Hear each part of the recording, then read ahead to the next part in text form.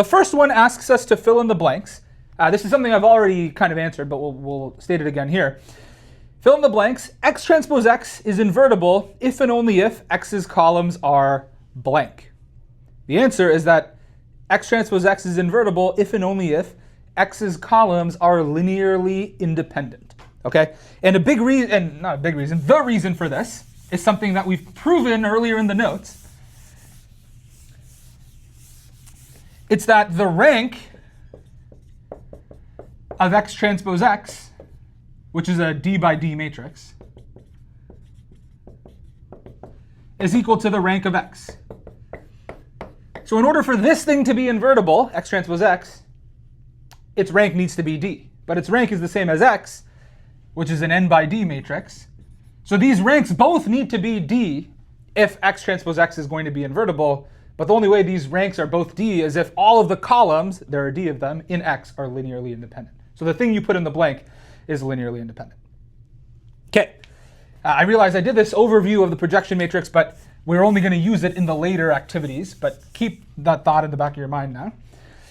In this next part, we're told to assume that X is an n by 1 matrix, an n by 1 matrix, meaning, in other words, it's a vector. Okay, and the question is, how do W, the optimal parameter vector, and P, that projection matrix, which I'll write out again in a second, how do they change when X isn't an arbitrary matrix, but it's a vector? The idea here is that if X is a vector, and you know what, why don't I just write it as the vector X so things feel a little more familiar.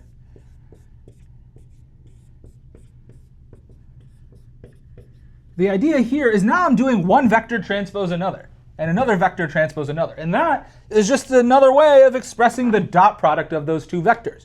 So this is really just x dot x inverse x dot y. And what is the inverse of a number? Because remember, x dot x, two vectors dotted with each other, is just a scalar. The inverse of a scalar is just 1 over that scalar, right? This is not a matrix anymore. This is just one number. So this is just x dot y over x dot x. And what is this? This is just the optimal value of k star, that's what we called it in the course notes, that we saw way back in chapter 3.4, at least that's the chapter number when I'm recording this video, when we projected one vector, y, onto another vector, x. This is the geometry of the situation if x is a vector rather than a matrix. It being a matrix is what turns the picture into this. Y is still some vector floating off in Rn. The difference is that now the linear combinations of x's columns is some greater than one-dimensional subspace of Rn, whereas if there's just one x vector, its linear combinations really just involve scaling up and down this line that x spans. So this is the same coefficient that we saw, far earlier in the semester. And it should be, right? Because this is the same idea conceptually. But it's nice to see that the math all checks out even in these edge cases. Okay, that's what W star is. Then what does the projection matrix end up being? Well, let's take a look. P is x times x transpose x inverse x transpose. But now I'm saying, why don't we reduce this to x being vectors instead of matrices? And again, this is just a symbolic thing, but it'll help us think about what's going on in slightly more familiar ways. X transpose x inverse, in this case, is just 1 over x dot x. And what's going on here? X times x transpose. This is the outer product of x with x.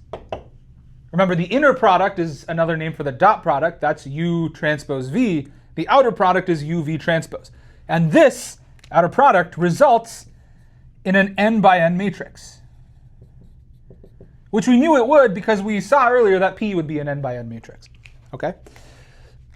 How does this relate to stuff we saw earlier? Well, as is mentioned in the worksheet, in an earlier homework assignment, we saw that if you had to write the act of projecting y onto x, or perhaps u onto v in more familiar terms, if you had to write that as a linear transformation of U, that is some matrix times U, that matrix would involve V transpose over V transpose V. This is something we've already seen.